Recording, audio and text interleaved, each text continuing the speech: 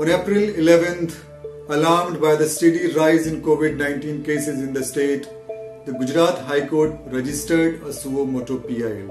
Calling the situation a case of uncontrolled upsurge and serious management issues in COVID control, the High Court went as far as to say that the state was heading towards a medical emergency of sorts. But this was not the first time that the High Court intervened.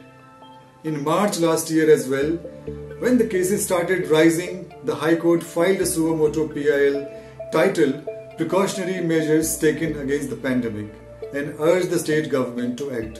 What was the sequence of events that led the court to step in and take matters into its own hands? Take a look.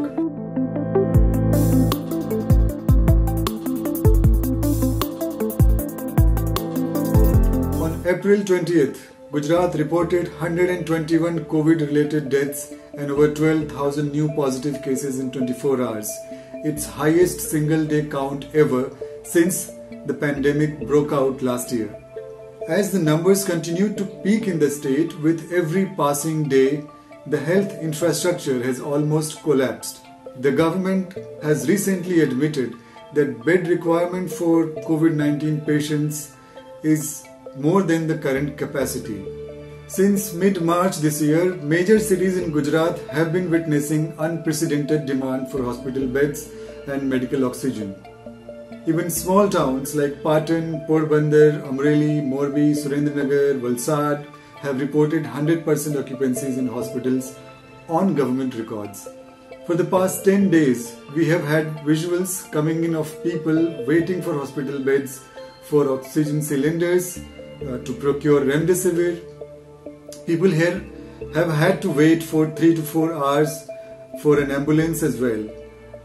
Injection नहीं मिलती है। कितने बजे से आप यहाँ बैठे? रोज 6-8 घंटे खड़े रहते हैं डेली। 3 दिन से आज खड़े हैं हम लोग।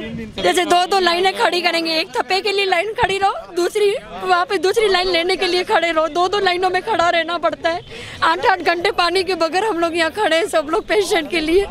वहाँ पेशेंट को देखे कि यहाँ पे आके रोज लाइन में खड़े रहे हम लोग।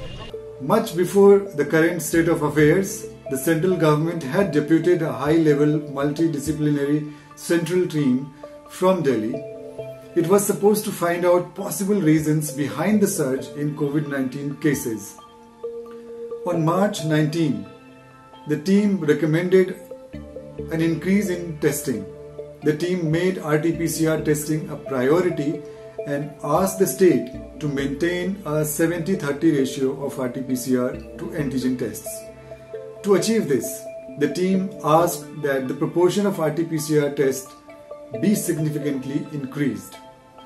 On April 20, the state government submitted an affidavit which said between 1st April and 18th April that nearly 24.70 lakh tests were carried out across the state, of which about 9.70 lakh were RT-PCR tests. This is less than 40% of what the central government experts told the state government to do in terms of testing.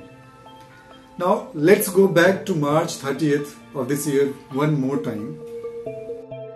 Following the central team's visit, the Ministry of Health and Family Welfare in Delhi sent official communication to Principal Secretary Health Jayanti Ravi, drawing her attention to test data coming in from Surat.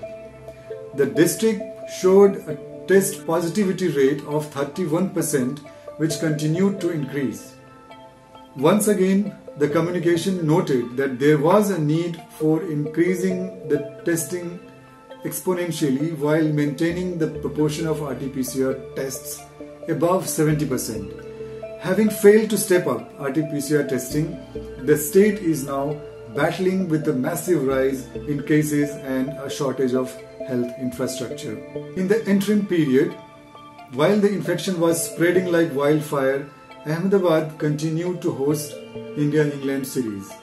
Over 50,000 spectators occupied half of refurbished Narendra Modi Cricket Stadium for every match.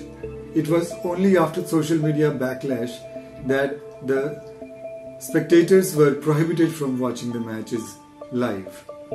The chaos of last 3 weeks forced the Gujarat High Court to take a suo motu public interest litigation titled State Heading Towards Medical Emergency. The High Court took note of the high number of deaths and the queues outside crematoriums and compared it with the mismatch with the official death count. It immediately directed the government to announce the real number of COVID-19 positive patients, the number of deaths and number of deaths due to COVID with comorbidity, so that faith and trust can be restored in the minds of the public at large. Gujarat is among those states which don't count COVID-19 positive deaths with comorbidities. This explains why crematoriums have been performing the final rites as per COVID-19 protocols round the clock, while the cremation furnaces are melting down or getting damaged due to overheating. The government continues to record a much lower figure for daily deaths. In these unprecedented times, the High Court has even questioned the leadership in managing the COVID-19 situation in the state. If the Gujarat administration can get its act together in the coming days to avert a tragedy, it will have the High Court to thank.